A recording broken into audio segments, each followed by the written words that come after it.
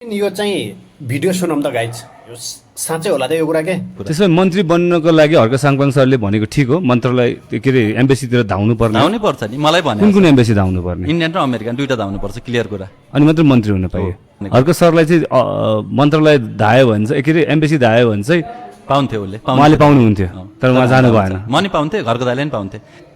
सुन्नुभयो तपाईँले होइन यो कुरा साँचो हो कि या के हो भने कि अफवाह फैलाइदिन्छ नि त्यसै आफ्नो देशको प्रधानमन्त्री बन्नु पर्ने छ भने आफ्नो देशको शासन सत्ता चलाउनु पर्ने छ भने आउट कन्ट्रीको एम्बेसी धाउनु पर्ने अवस्था आयो भने होइन अरू देशको एम्बेसी धाउनु पर्ने अवस्था आयो भने आफ्नो देशको प्रधानमन्त्री बन्नलाई होइन भनेपछि हाम्रो देशको नाम नेपाल किन चाहियो इन्डिया राख्दिउँ होइन किन चाहियो यार इन्डिया राख्दिउँ नेपालको नाम पनि अब चेन्ज गरेर इन्डिया राख्दिउँ क्या